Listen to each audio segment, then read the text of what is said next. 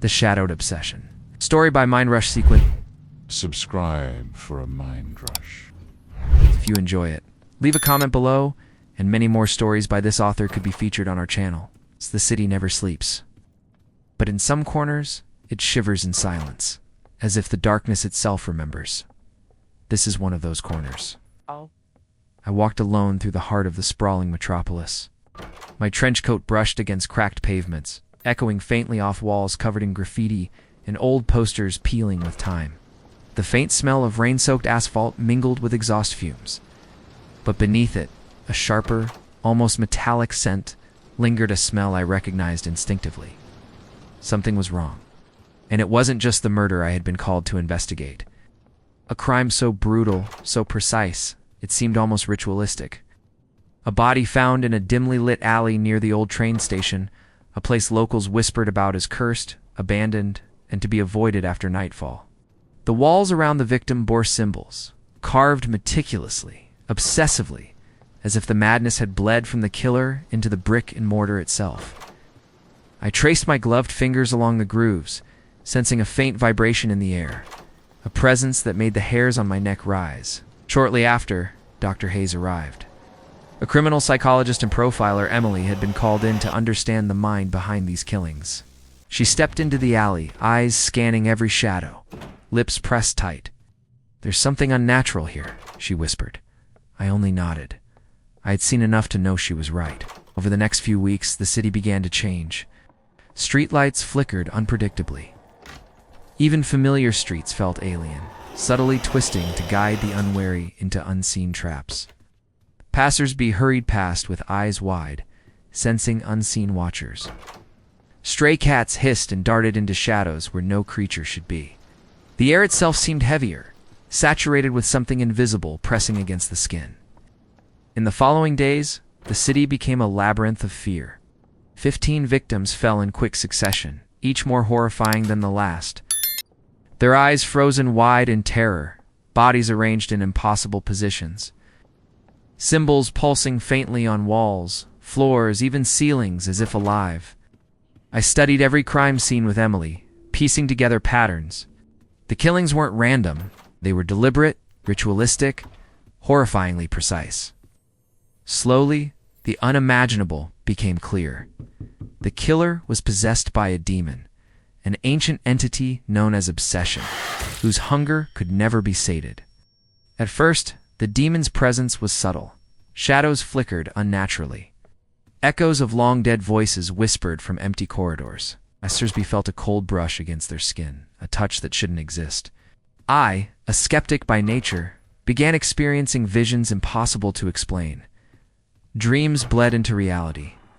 I saw the killer performing acts no human could manage.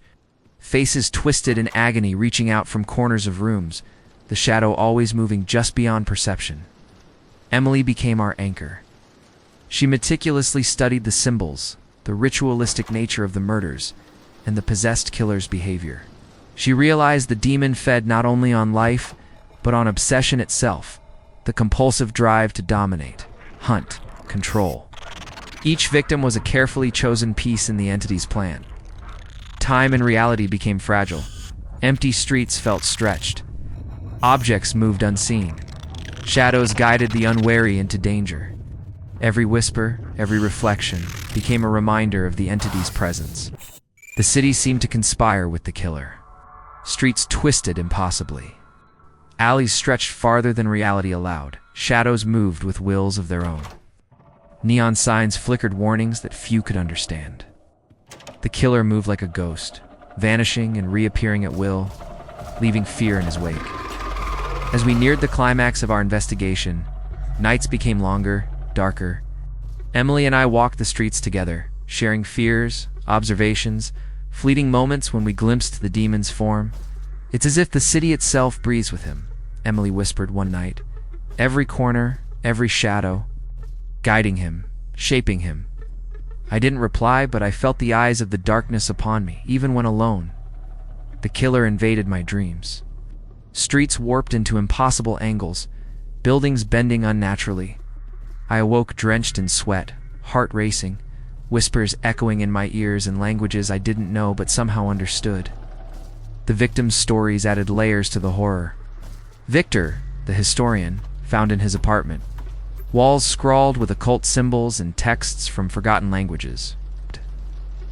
Lena, the street artist, discovered in a shadowed alley, her mural desecrated with the demon's signature patterns. Mark, a journalist, slain near the train station, leaving a voicemail. I see it, watching me. Clara, a night shift nurse, found in the hospital basement, dark sketches scattered around her body. Other victims followed similar patterns, 15 in total, each chosen deliberately, and the killings stopped abruptly, leaving a silence more terrifying than the blood-soaked chaos before. The city held its breath. We were running out of time. Emily and I knew that if we couldn't stop the killings, the demon would grow stronger, feeding on the city's fear until it consumed us all. Their investigation led us to a derelict building near the city center. The walls soaked with obsessions of past victims, floors slick with moisture-absorbing sound, air thick with living darkness. The killer was now a vessel of pure terror. The demon manifested fully, a living shadow, twisting perception, warping walls, bending reality itself. The building loomed over us, a silent monolith of dread. We entered cautiously, each creak of the floorboards echoing our pounding hearts. The air grew colder, heavier, and we saw it, scrawled across the wall in a language both ancient and horribly familiar. It was a summoning, a declaration of the entity's presence. We were being hunted.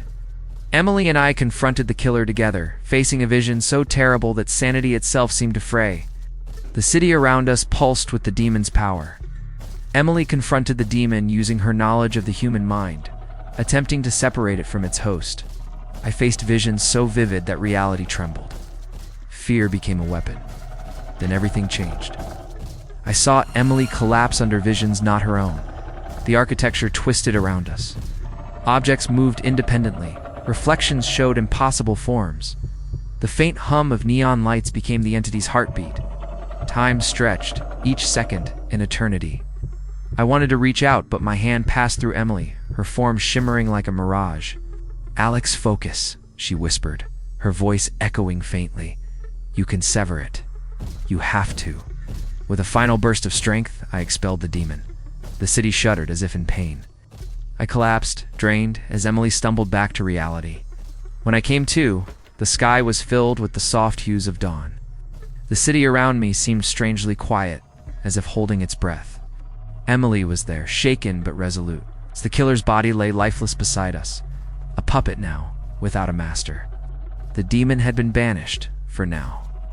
But as I recount this now, the truth emerges.